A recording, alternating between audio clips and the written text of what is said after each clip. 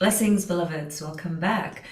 So I just want to give a few pointers and considerations for transiting Mars and transiting Neptune, which are within range now of coming together in a square aspect.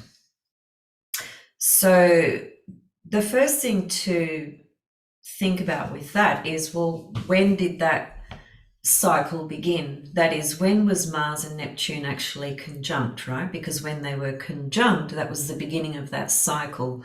And it actually was on the 17th of May of this year. So from the 17th of May to this point now, which is 27th of September, Mars has moved away from Neptune and it's come into what's called its first quarter square. So 2 points there. Where did the cycle begin? And therefore, where was that Mars-Neptune conjunction relative to your birth chart, right? Because that's where that phase began.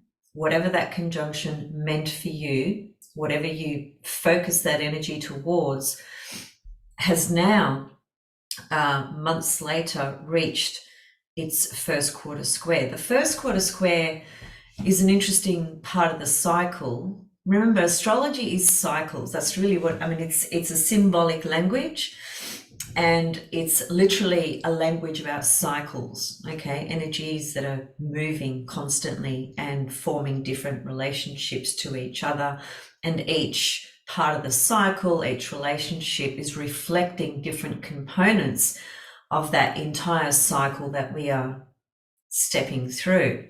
So the first quarter square is called crisis in action. And to explain a little bit about what that means, if you think about, first of all, the whole cycle, that is from conjunction, two planets forming a conjunction, which is the birthing, the beginning of any cycle. As the faster moving planet starts to separate and travel around the rest of the zodiac, it starts to form other aspects. Each of those aspects fits within a particular part of the cycle. So, for example, I'll just stick to the main one. So we've got the conjunction, we've got the first quarter square, then we'll have the opposition, then we'll have the last quarter square. We have a disseminating phase. There's a few phases there, but anyway, without going into the complexities of the entire phases, we just need to realize that at the moment we are at the first quarter square, which is termed crisis in action.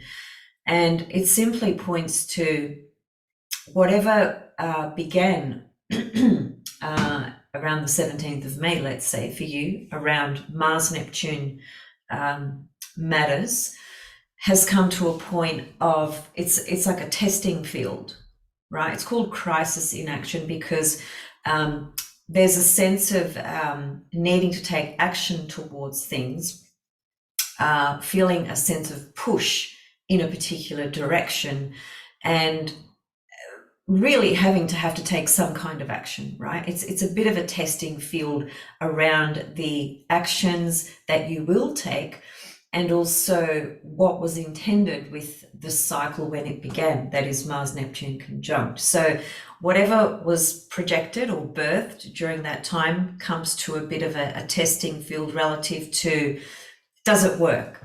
You know, what I was thinking, what I intended, what I started, what I hoped for, is this kind of working? So it's a bit of a testing kind of field, right? So those are the first levels that we need to consider. The other levels are that, well, Mars is in Gemini, right? And Mars in Gemini has tremendous desire, energy, passion, and will towards speech, towards words, towards ideas, right? And from an evolutionary perspective, it has the tremendous energy towards its own curiosity. It's curious about everything, wants to know about everything, wants to plunge into this and that and learn about this. And a very simple example would be, picking up a book and reading a couple of pages and then just plotting it down and just jumping to the next book, right? And because there's this kind of like thirst for knowledge and a real energy behind it, right? And the upside, of course, is the tremendous energy towards learning and studying something, because it's Gemini, right? It's about knowledge. And the shadow side that we probably need to watch is there's a few levels to that, but one downside to that can be the inability to commit to one particular idea or one particular form of study, or finish that book or finish that chapter, because there's just so much energy buzzing in the left brain, as it were. And with the level of curiosity and interest, we tend to jump around a lot, right? And because Gemini is a mutable sign, it is the most curious of all the signs, and it can lack in its conviction and commitment, because it just fluctuates and flows and goes in and out of so many different directions, because it's just interested in so much. So we have that level as well. And the balancing of that, of course, is the polarity, which is Sagittarius, right? Which is, I have so much energy and passion towards learning about this or studying that, or I have, 500 ideas at the moment, right?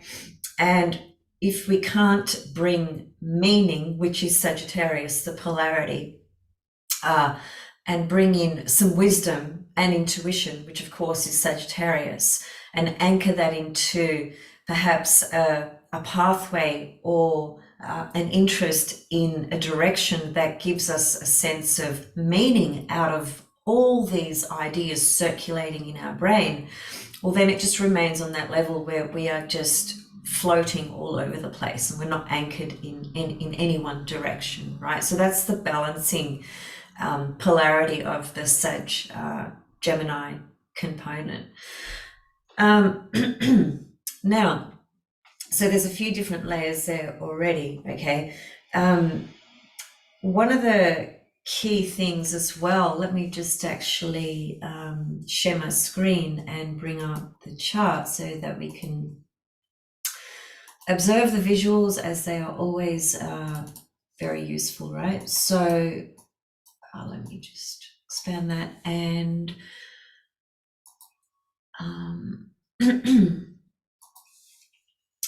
so, okay, so there's Mars in Gemini.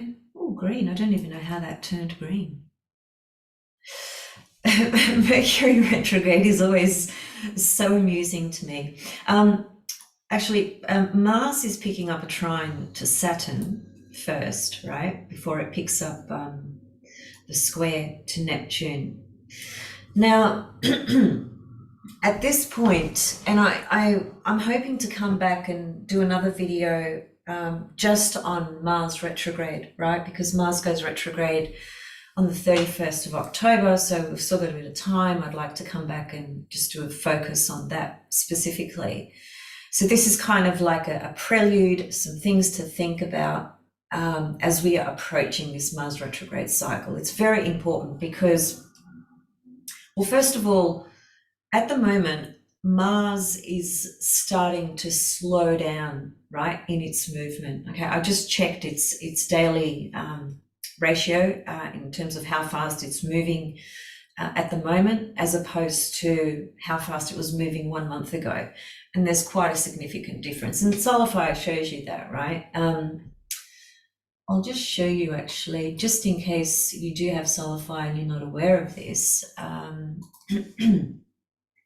You may be interested in looking. So if you click reports, as I just did, and let me bring this screen over here. If you click reports, the first window that comes up is chart analysis, right? And in this window here, you can actually see on the left column, the first column is all the planets and points, right?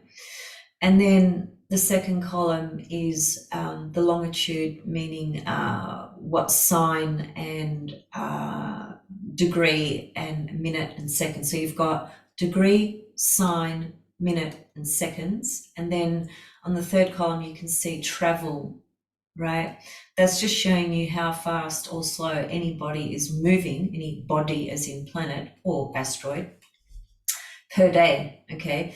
So Mars is at, here it is here, 18 of Gemini, it's at 22 minutes and 35 seconds. Now, a month ago, it was at 33, right? So you can see those figures show us that Mars is slowing down, right? That's just an interesting thing to understand from an astronomical perspective, but it's logical because Mars is preparing to turn retrograde. It's still, a month away, but in any case, it's starting to slow down its movement. That's what planets do.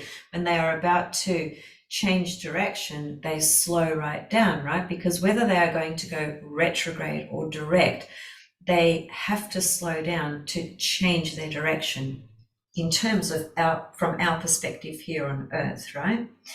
So Mars is slowing down. It is picking up this trine to Saturn, which is quite a useful aspect, actually. Although this aspect won't be in play very long. It's only there really, let's say from now, even from yesterday, or even from a couple of days ago. And within a couple of days, it would have moved past the trine to Saturn, right? So it's a useful few days to work with the Saturn-Mars integration and perhaps, putting in some discipline towards Mars things, right? Saturn he's the disciplinarian, right? He enables us to apply ourselves and discipline and make a commitment to things, right? And Mars is our drives, our passions, our desires, our energy, our willpower. What are we directing our energy towards? So Saturn trine Mars says, okay, well, let me give you a bit of a helping hand here with what you're directing your energy into, right? And it's a trine aspect, so it means that Saturn is supporting the direction that Mars is trying to exert its energy towards, right? And it's a stabilizing force as well. Mars, Saturn are the two malefics, and they are the most difficult energies, really, in terms of the traditional planets. But when they come together in a trine, there's a facilitation and a supportive process going on there relative to being able to integrate the two malefics, as it were, right? And this could be important due to the fact that Mars is going to form this square to Neptune, which is an incredibly difficult aspect, by the way.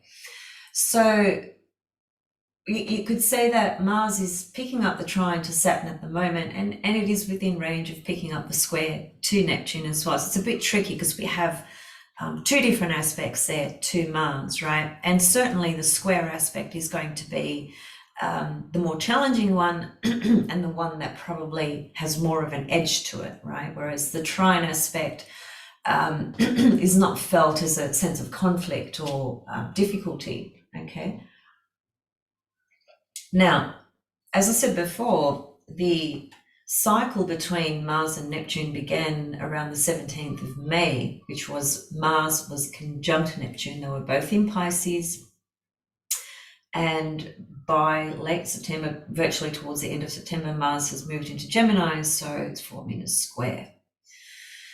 The square aspect from Mars to Neptune, because Mars has slowed down quite a bit, means that the angle between Mars and Neptune, that is the square aspect, is going to be there for quite some time. In fact, it's going to be there for, let me see, I wrote it down somewhere. Anyway, it takes us right into well and truly the first week of October, and even post that, I think till about the 10th or 11th of October, because Mars has slowed down so much. It's within a distance that's that I would consider that it's still in this square aspect, right? So we've got, about almost 2 weeks of Mars being in this square aspect with Neptune. And the reason it's so important, there's a few reasons. It's a very difficult aspect to begin with, number one. it's in its first quarter square. So it's bringing up some challenges and some crises around things that we have been trying to cultivate or express or put our energy towards or our actions towards from the point of view of when they were together, which was in May. So again, like I said, it's a bit of a testing field of what's working and what isn't relative to that, right? As Mars goes retrograde, which is on the 31st of October, then what's going to happen is by, where is it? Next year, 13th of March, which is quite a while away, Mars will actually come back to square Neptune again. And that'll be the last time it does that, right? And then Mars just moves on. That will actually be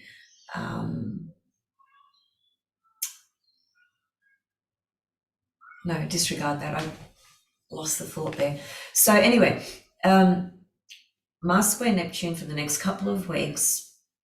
I think it's important to think about the testing field that we are in now about our actions and what we are doing with our actions, which will require a lot of transparency, honesty, and surrendering, because it's Neptune.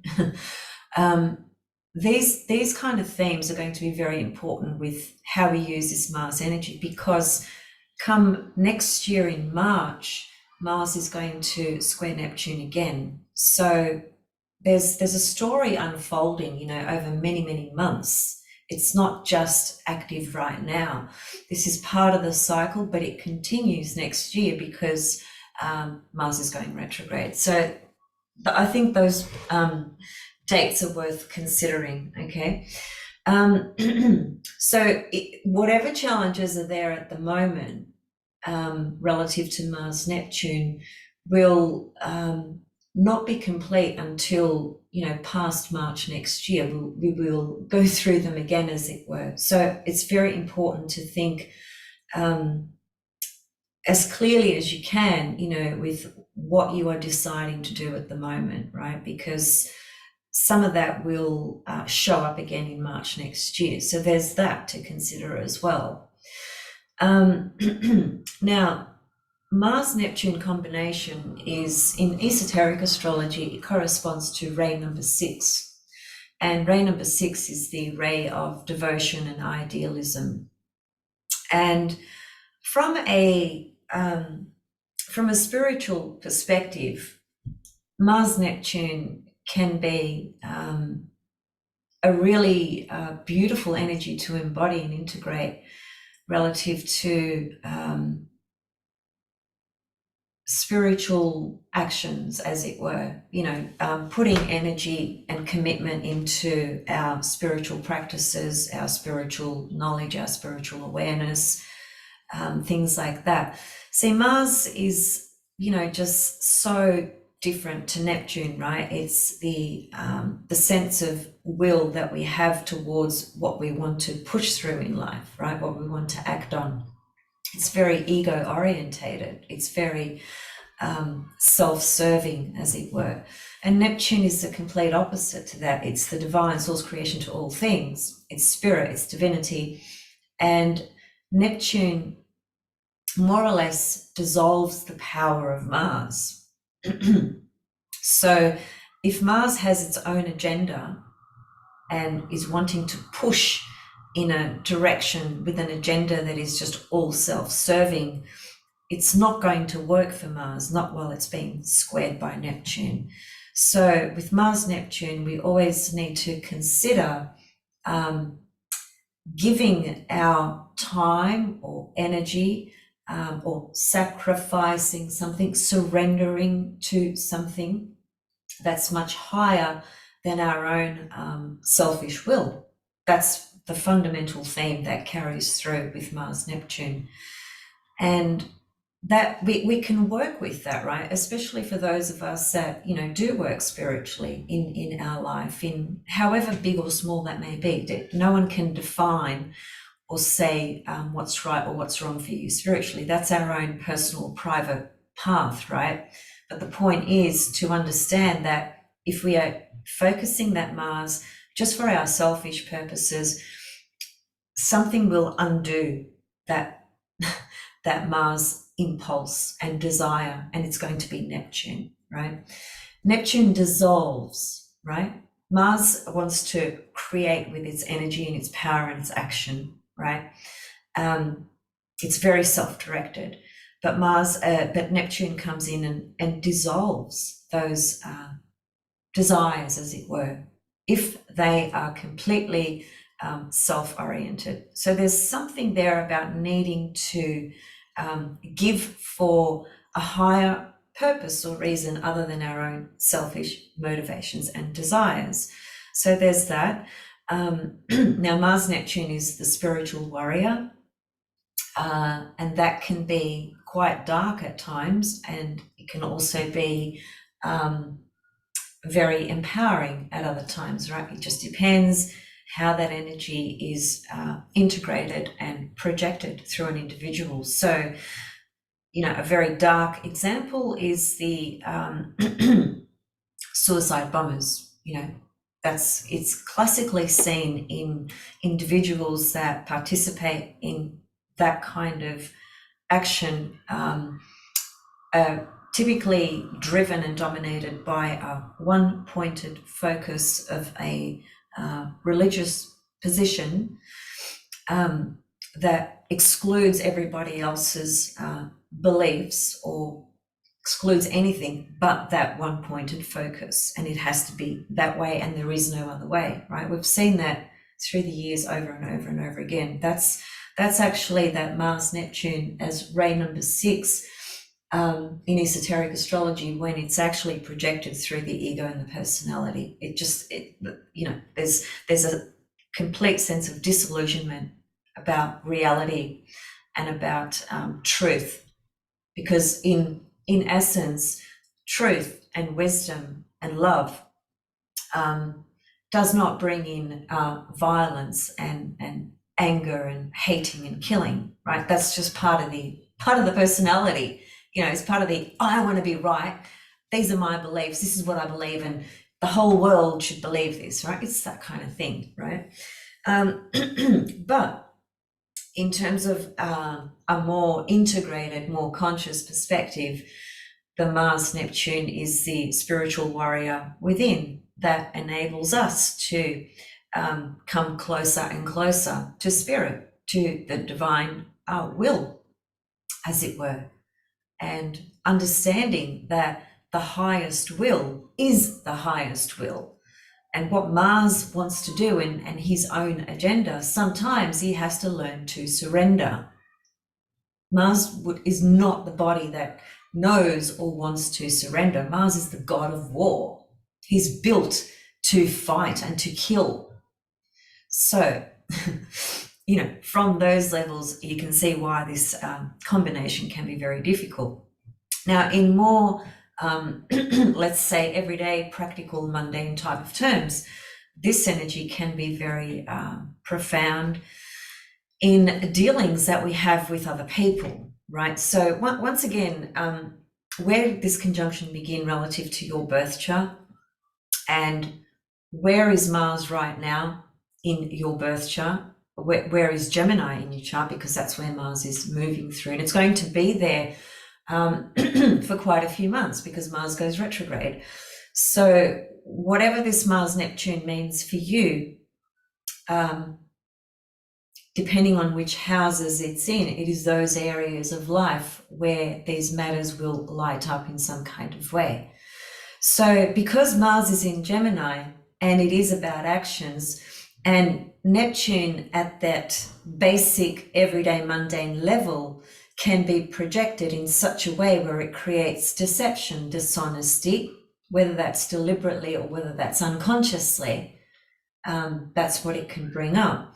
So we might need to be aware of our dealings with others and examine our own sort of motivations during this time. Are we being honest with our motivation and our action during this time? Or are we just being dodgy and trying to, gyp someone and so on and so forth? Or is somebody doing that to us? Those themes can be pronounced quite strongly with the Mars Neptune. So that can play out in personal relationships, in professional scenarios. It's basically understanding that the motivations of another or of yourself really have the potential to be dishonest at this point in time, as it were. And so, if you were dealing with somebody, if you're a female, just to use a simple example, and you met a guy at this time, you might want to sort of be really clear about what is this person's intentions with you and what are your intentions with him, and vice versa, right? So that can also play out in professional situations. You might be in a situation where you're transitioning, you're thinking of resigning from here and going to there, or you've had some issues in the workplace with things that have been said, things that you said, things that you heard being said about you, gossip, Mars in Gemini, gossip, right? So, a lot of things like that. And you've just got to be careful with what you are presenting. And you've got to be careful about what you believe about what others are presenting as well. And it's not always coming from a malice sort of position. It can be an unintentional glitch, if you like. It can be that you misinterpreted, misunderstood what was said, what was proposed. There can be a lot of misunderstandings. That's basically what I'm getting at, because Mars is in Gemini, which is logos, word, language, ideas, communication. He said, she said, they said, blah, blah, blah, all of that, right? And, we always have to, we absolutely have to trust our intuition, right? We just must trust our intuition, right? And our instincts. I'll give you a simple example, and this is so trivial, but it's just a perfect little analogy to demonstrate this point about don't believe what everybody says. Don't just listen to what everybody says and take it on board as though it's fucking gospel, because it's not. I was walking down the street today, and I live in a particular area where to get from where I am to another destination, which is walking distance, there's a lot of side streets that are all no-through roads. And I like to take little shortcuts in my little journeys as I'm walking around. I like to kind of look around and explore and take that corner, instead of just going down the same straight road every day, so to speak, right? And, well, let me just backtrack. A few weeks ago, there's this laneway, and I saw about 20 people walking up this laneway. And I said to these people, does this laneway cut through? Can I walk down this laneway and get to that particular road over there? And they said, no. And I'm like, oh, okay.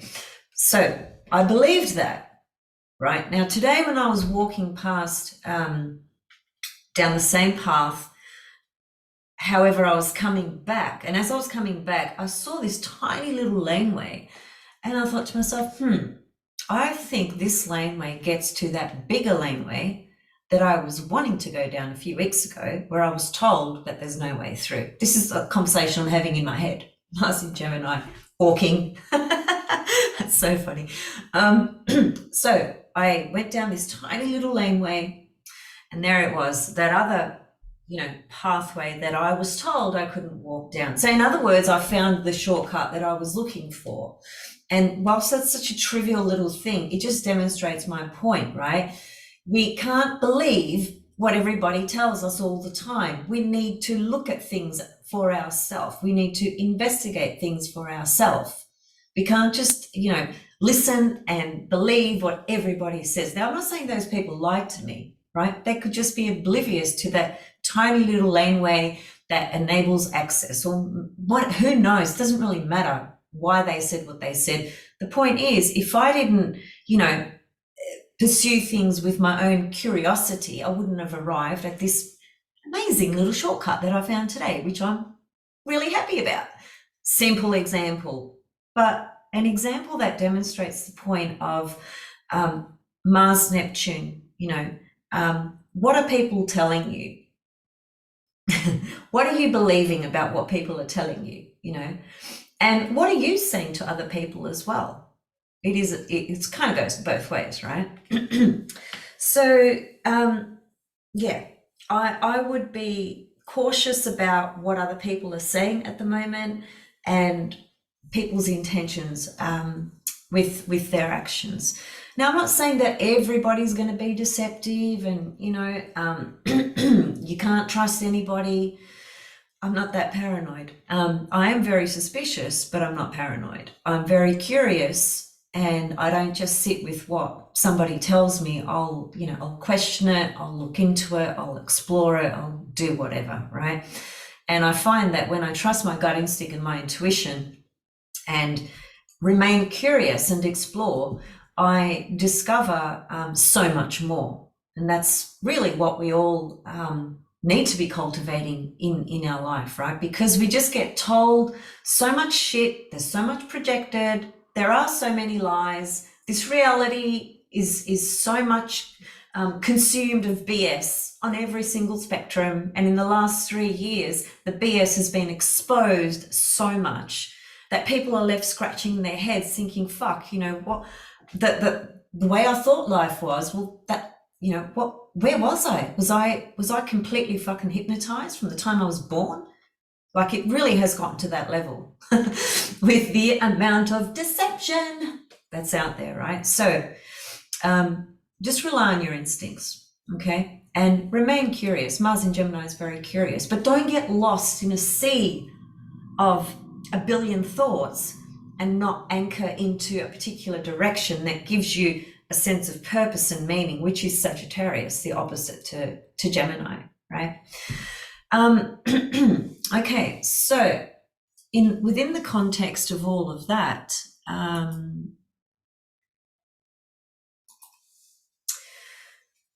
at the moment, where are we? 27th of September. So the first planet to go direct is Mercury on the 24th degree of Virgo, which is on the 2nd of October. That's just a few days away. So that's really super interesting. Venus is going to go into Libra on the 30th of September. And I'm going to come back and talk about that because that's going to be part of the Venus star point, Sun-Venus, Cazimi conjunction, first ingress into Libra after 150 years, right? Big, big, big deal. We'll be talking about this Venus star point for a long time. And I wrote a post about this. Some of you may have seen it on Instagram or Facebook. And I was just saying that this ingress, this Venus star point, which occurs on the 22nd of October, in 2026, right, that Venus star point in Libra goes back to 0 Scorpio, okay? And then in 2030 is when the Venus Libran star point begins that 100 or so years of journey of the Venus star point in Libra. So this is why we are going to be talking about this Venus star point even years down the track, because we are just really entering a prelude over the next 4 years, okay? And it's going to give us a taste, an idea, a sense of what's to come from 2030. And it's like the implications are very significant collectively and individually because they correspond to a lot of different things. Venus corresponds to a lot of different things, especially in Libra, you know, relationships, the law, family, friendships, lovers, money, values, social norm systems, you know, the arts, music. That's a lot of different areas, right? That's a lot of different fields. So there's a lot to understand and see. And always with astrology, the way we learn is through observation, correlation. Always. That's the best way to learn, right? So we've got, Venus ingressing into Libra on the 30th of September. Pluto goes direct on the 9th of October. Saturn goes direct on the 23rd of October. So there's quite a bit of movement because we've had all these planets retrograde for quite some time. And by next month, we're going to have Saturn, Pluto, both direct. Mercury will be direct very soon. Uranus, Neptune sort of a little bit down the track, so I won't mention them right now. But Saturn, Pluto going direct is a really big deal. I'm actually going to possibly come back this weekend and talk about Saturn direct with Philip Daniel Miles, who I sat with a few months ago, and we talked about Saturn going retrograde. So we said we'd come back together and talk about Saturn going direct to talk about, well, what's been happening in these last few months? How's Saturn retrograde been for each of us? And it's been very, very challenging, but very powerful and very interesting as well for me personally. But we'll come back and talk about that. For the meantime, however, the focus of today really was about Mars Neptune, the fact that the cycle began in May. We're at the first quarter square now. Some challenges will come up and we will re-meet those back in March again because Mars goes retrograde and it meets up to do that square to Neptune again. Some other matters that I think are also important from a physical perspective. When Mars and Neptune are dancing around, if you are a person who's got sensitivity with health, with compromised immune system, things like that, Neptune rules the immune system and Neptune rules drugs. So anyway, Mars Neptune is not an ideal time to be exploring even with medications. I mean, I'm not a doctor, so I would never say to anybody, don't take this, don't take that, right? I say it to myself and I do it. I never take medications. The only thing I'll take from time to time is Nurofen, and I try to avoid that as well, right? I didn't take the vaccination, and most of you know that anyway, and I never would.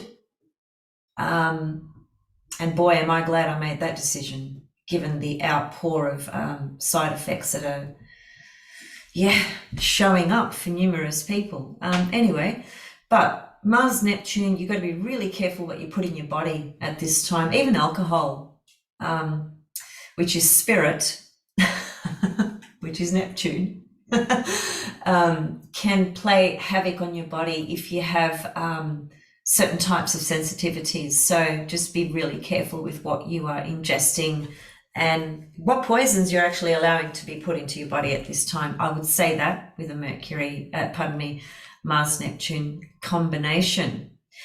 Okay, so I think that's pretty much all I wanted to say. Before I go, let me just read a couple of these comments. Mars Neptune, principles, spiritual and creative vitality, magnetic warmth and charisma, a gentle and sensitive strength, gifts of compassionate action and enlightened non-action, strange feelings of pointlessness and futility, toxic blah malice, uncomfortable inner heat. That's an interesting one, uncomfortable inner heat. Right. The potential for secret, harmful actions, camouflage desires, That's brilliant, actually. That description really encapsulates what I was trying to say about the potential deceptive qualities of Mars Neptune as they are projected either through ourselves or as we project it onto others, right? A gentle and sensitive strength, an open and flexible resilience, capacity to go with the flow, softened ego energies, relaxed confidence, effortless effort, smooth strokes, and instinct for being rather than doing, inner radar and sensitivity, the path of least resistance, the ability to have an effect with hardest things in the world, a feeling of synergy with others, gifts of compassion, action, right action, and enlightened non-action, the ideal of being in the world but not of it, acting without attachment to the results, service to those less fortunate, blends of passion and faith, quiet crusades, an ability to gently follow and stay with one's breathing, slow inhalations and exhalations while maintaining awareness in the still point behind the forehead. This is brilliant. I love this. I so resonate with this because I've got Mars in my 12th house natally. And whilst that's not the same as having a Mars-Neptune conjunction or a Mars-Neptune aspect, it has a very, very, very similar, if not identical, type of quality, characteristics, theme, and energies to it. You know, my Mars in the 12th has so many complex layers to it. But the most of those points that I read out, I would have to say, if not all of them, I completely resonate with on a day-to-day basis, every single day. In other words, one of those points, like the being aware of the world, or what it is, something like being aware but not being of the world. I can say that my life is like that every single day. You know, from the moment I wake up, it's always been a challenge for me to wake up in the mornings. And part of that is because it takes me a while to get into my body, to fully, like for the soul to fully commit back to the body and get the wheels turning, take the action and get going. Once I do, I'm out there because I'm Aries, right? So once I get that going, it goes, and it goes very, very fast. Doesn't matter what shit is in my way, I'll just push through it, right?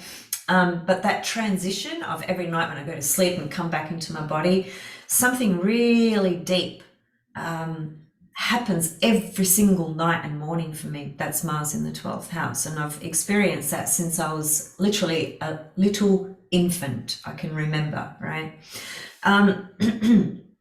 So I really resonate with what he's saying. Here's some shadow qualities that perhaps I should read as well. And these are important because Mars Neptune, if you have transiting Neptune forming a hard aspect to your Mars, which is different to transiting Mars forming a hard aspect to Neptune, it's different only in that this transit is short, okay? It's only there for, typically it'll only be there for a few days, but because Mars is going retrograde and slowing down, it's going to stretch that out for about an almost 2-week period. But if the reverse is happening, and that is that you've got transiting Neptune in hard aspect to your Mars, then you're going to have that for around about 18 months, possibly longer. And I've seen it over and over and over again. It messes with people's confidence.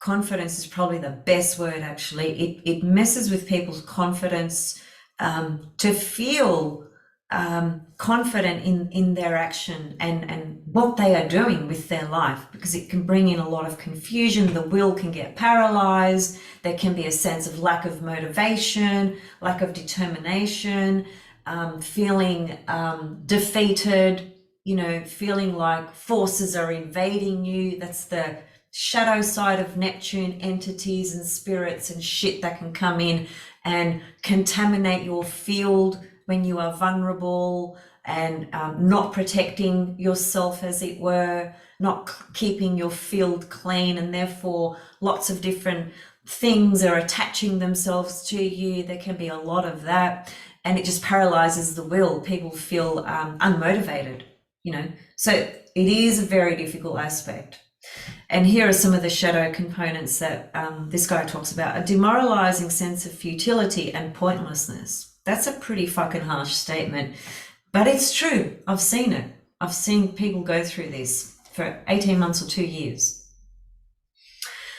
Weakness and lack of confidence, inability to take decisive action, not being up to life's challenges, unfocused or stalled willpower, procrastination, feelings of strange toxicity, blah, malice or depression, inner dampness and numbing, vague and diffuse irritations, uncomfortable inner heat, threats from tiny organisms, rashes and itching.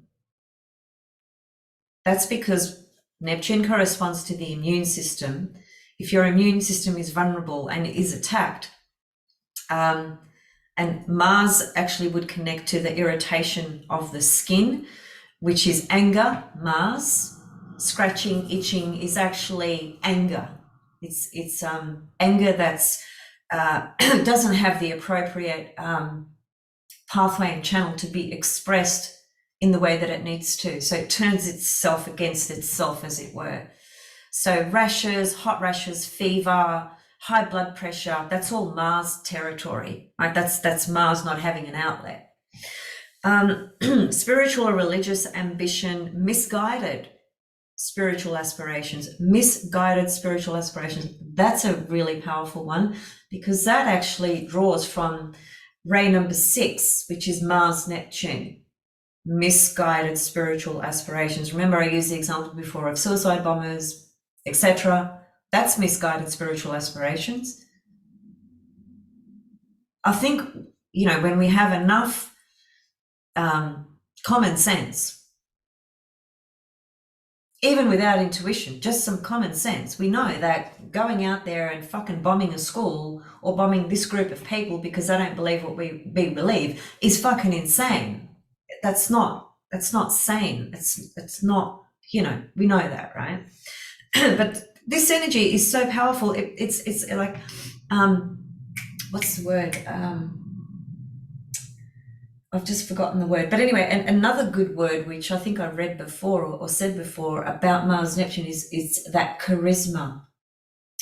You know, on a lighter note, Mars Neptune would be magicians as well. Who's my favorite? David Blaine. He's one of my favorites.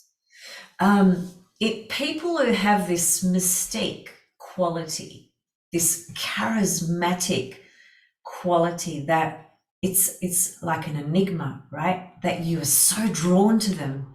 You don't know why. There's just this drawing of this to this person, right? Because they have this mystical, unexplainable, charismatic aura about them. That's Mars Neptune. And that's okay if that doesn't cause harm, but I've seen it cause harm because people are just so delusional and deluded about what they are seeing in front of them. And it's not until later that they realize, that person just took me for 10 grand, took me for my house, whatever, right? Ego trips based on questionable, subtle, or energetic healing. People who feel their self-esteem rests on improbable feats of spiritual magic, strange mixtures of ego and egolessness, camouflaged ego, speak softly and carry a big stick. Theodore Roosevelt.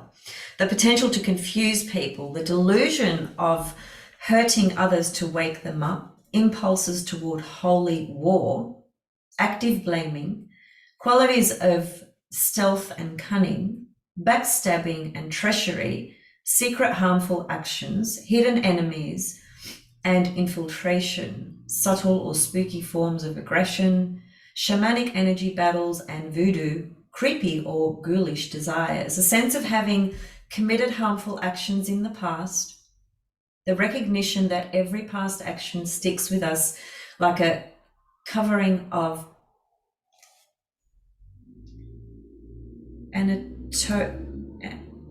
amniotic fluid, feelings of anguish and torment, debilitation and wasting away, identification with scoundrels, poisoning or problems with liquids. That sounds really harsh, but unfortunately there's truth to it. And that's not to say that all of this is going to come into your field, but these are the potentials and possibilities of the types of things that can come up with this kind of energy. So to activate and integrate this energy at the highest spiritual level, even when we do that, we're still going to have some tricky things to navigate our way through, because the ego is always there. We can't just like say goodbye ego, because if we do, then we're gone. We're not in this body anymore. Part of the ego identity is part of this experience of being in this physical body. So we can't diminish the ego altogether, but it is about integrating it in a way where it has more consciousness to choose action and to decide with greater sense of awareness of the bigger picture, as opposed to it's just its own self determined actions, of what I want. Fuck everybody else, this is what I want. Sometimes you got to do that, I must admit. Sometimes you've just got to say, you know what, fuck everybody else, this is what I want to do. There's a time and place for that thinking as well, and I'm all for that, 100%. But there's also a time and place for when Mars and Neptune come together, there's an asking to surrender that selfish will for the purposes of something higher. It's about transcending Mars, okay, to put it in a nutshell. Yeah, so I'm going to leave it there, and I'll be back soon with more. And love to hear your thoughts and ideas about this. And if you've had most of you perhaps have, transiting Neptune in hard aspect to your Mars at some point, I'd love to hear your thoughts about that. And whether you had some dodgy experiences. That's very, very typical. And, have you also found it really inspiring, spiritually? Have you been able to work with that energy from a transcendent level? We can't do it like completely 100%, but we can attempt, we can put things into place, we can make certain commitments, change certain things, right, to work with that energy. Because if we don't, then we are left with, look at all those shadow qualities that I read out, and just be careful with the psychology behind this, which he identified with the shadow qualities, that if you're feeling dispirited, that would be Mars hard aspect to Neptune, not feeling confident in your own power, Mars, and feeling debilitated from the point of view of your energy and drive, just remember that this is a Mars square Neptune aspect in play for a couple of weeks. We will re-meet it in March, so that is important to note, because some decisions and things we do and say right now will be re-seen or dealt with further again around March. So from that perspective, it's probably worth really thinking about how we're navigating our way through this energy. Okay, see you guys soon, and I hope you had a lovely new moon in Libra, little ceremony, set your intentions, and yeah, see you soon. There's just so much to talk about. But yeah, that will do for today. Okay, much love, much star blessings, and thanks for watching and listening and supporting and subscribing and all that. Wishing you all well. Thanks, bye.